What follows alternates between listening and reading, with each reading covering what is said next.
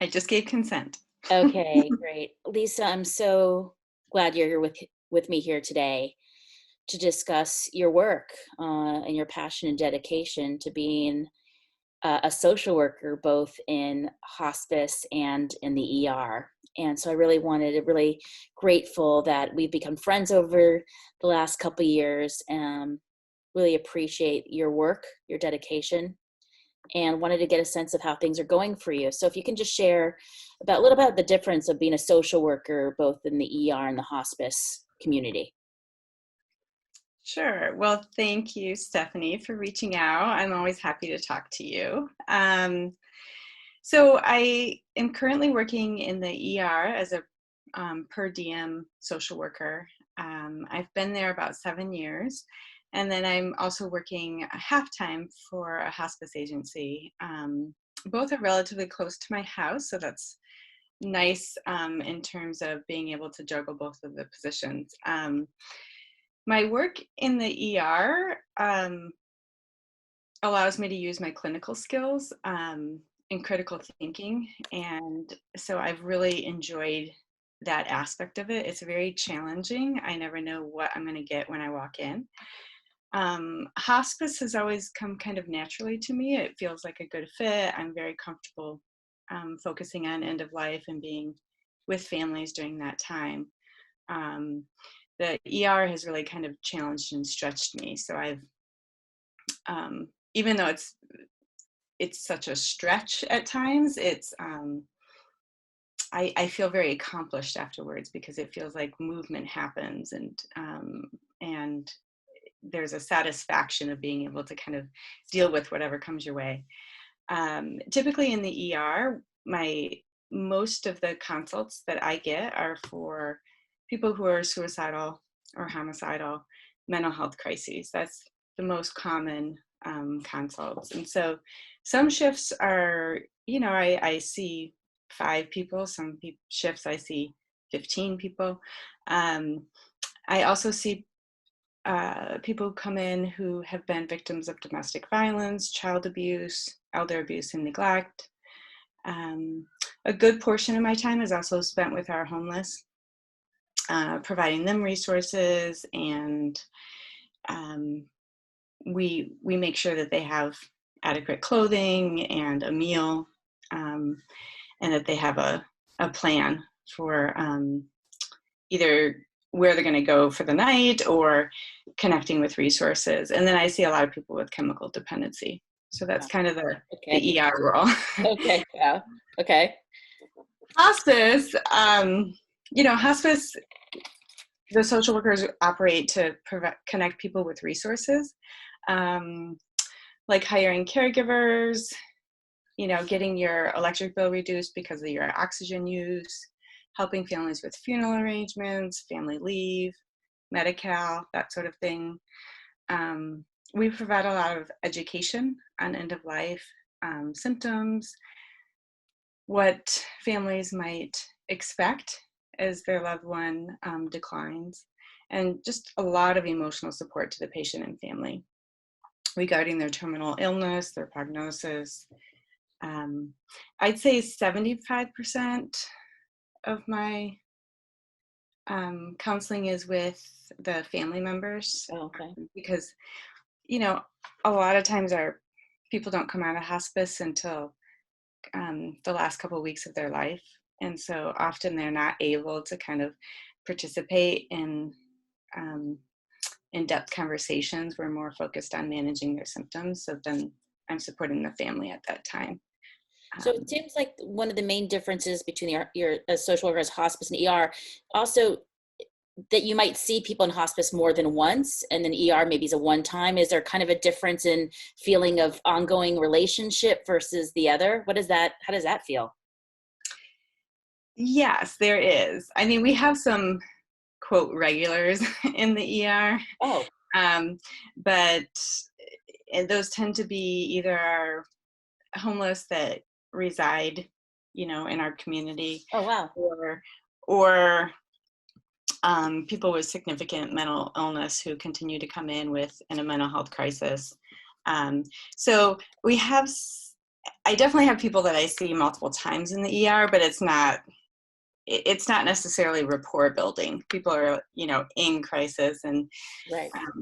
so I have patients on hospice that have been on hospice for 2 years, and sometimes people are eligible for hospice because they continue to decline.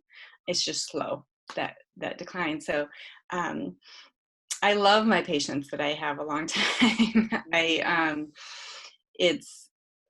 It feels like we can do so much more work when we're able to meet with families, multiple times over a period of time, to be able to really establish that relationship and get them to trust me and to confide in me and talk to me about their struggles. So in my dream world, everybody's on hospice at least a month so they can really get the support they need. But Oh, that's a that's good. not really the reality. That it doesn't sound like a lot, right? But the idea of those conversations happening earlier than later, Yeah, right? About I think feel like hospice is almost like the D word, like hospice equals death, and you're saying that's maybe not necessarily the yeah, it's not the case. I mean, or imminent death, right, yeah. right. I mean, there's nothing that when someone comes onto hospice, we're not in any way hastening their death, or I, making them die sooner. We're pretty much, and actually, research has shown that people live longer on hospice because there's nurses and staff, and loneliness is decreased, and there's all of these people coming into your home to support and deliver medications to you and equipment and all of these things. So um, however, people really struggle with the idea of coming onto hospice, and Yeah. that continues. I mean, it's just the reality of um, um, our culture and what that word means to different people. Yeah. Have you seen now with the COVID-19, how does it feel within the two different kind of institutions, agencies that you've been working with, and has it changed your relationship also with some of your colleagues?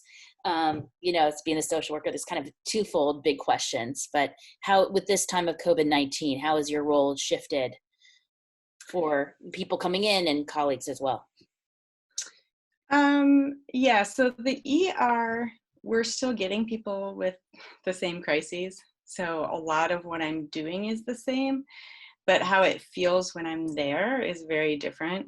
It's very charged. It feels like there's like anxiety dripping on the walls or something. Mm, Everybody is very on edge, and um, like every healthcare system, there's different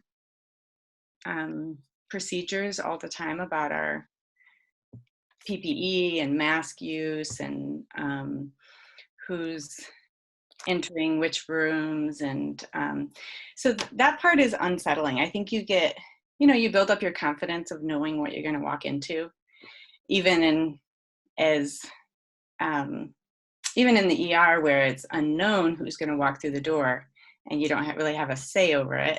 mhm. Then when you add this layer of like, where are the COVID patients going to be when I walk in today? I don't know. Have they kept them in the same area? Are they going to ask me to see any COVID patients today? All of these different questions kind of come up. Do you have any, like, has it been, because there's been so much talk about like the equipment and, have you been involved with anything? How's that been? Have you been having to use the same equipment over and over, or is it?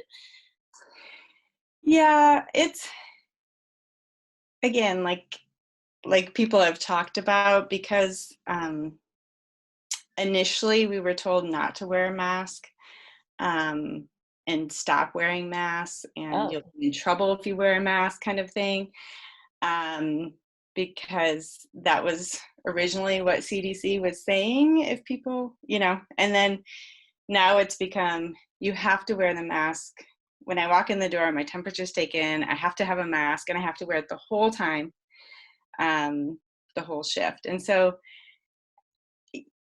I mean, it's hard to feel confident and secure in these plans when they've changed so much. Oh, right, right. But I mean, obviously, I would prefer to have a mask on and be protected than not. So, and there is a hierarchy. Of course, I don't need or want to be utilizing equipment that respiratory therapists and nurses Oh, right. need. And so I respect and agree with that.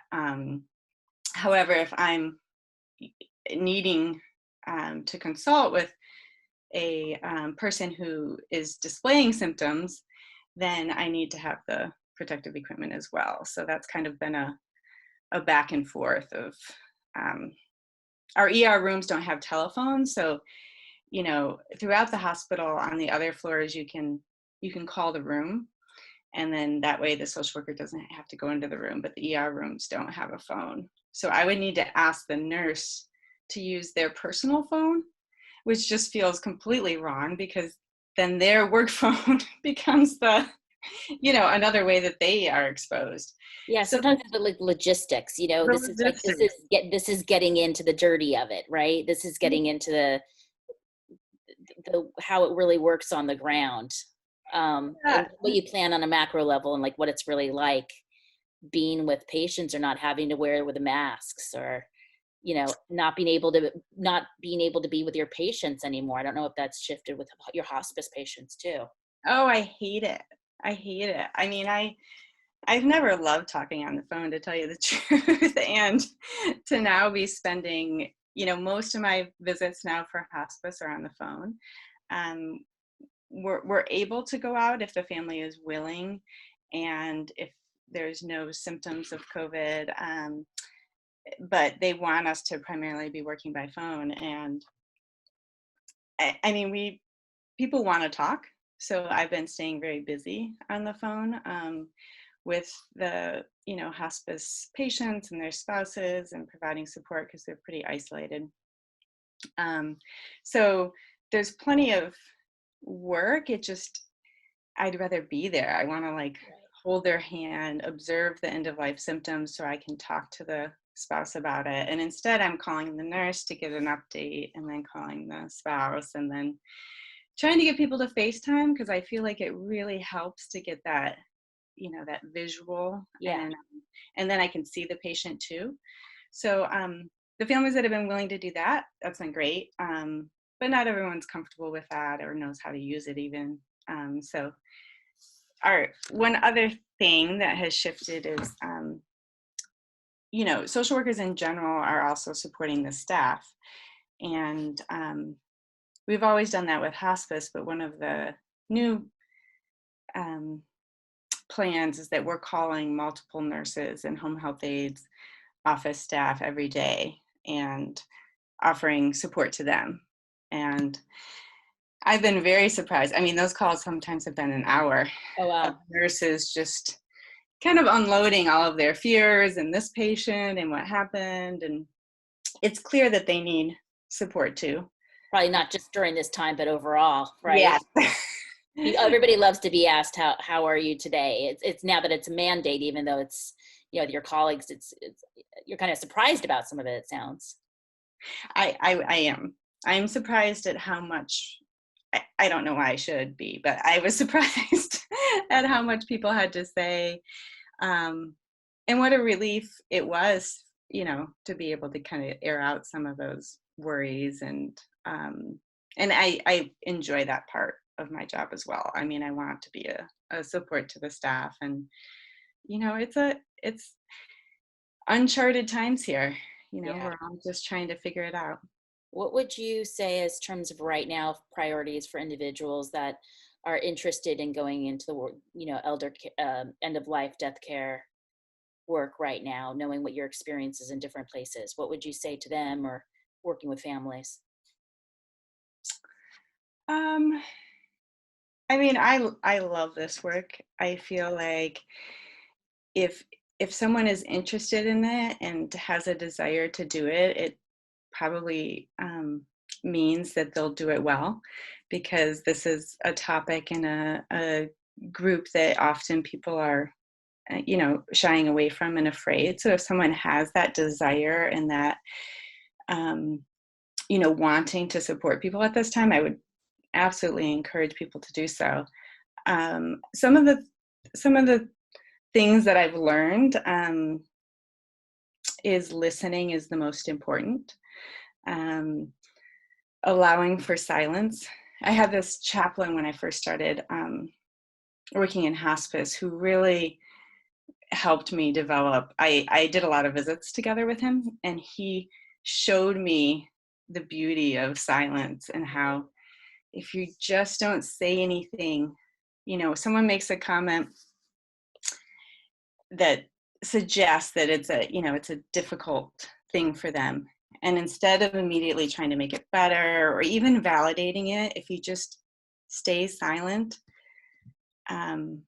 it gives them so much more space to get to that next level of fear, or next level of what they need to share. So that's something that I work really hard on. I find it harder on the phone. I'm trying to learn that skill on the phone. And the other thing that I think, these are just some of the clinical tools that I use, which is I look for opportunities for humor. And usually I'll wait until a family member or the patient says a little joke or a self-deprecating comment or something that then they chuckle and I chuckle, to kind of show me that they're open to that in communication. And then I'll try to kind of lightly or be a little playful with them and see the response.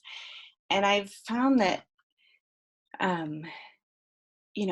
most people connect through humor. A great deal of people do, especially in hard times.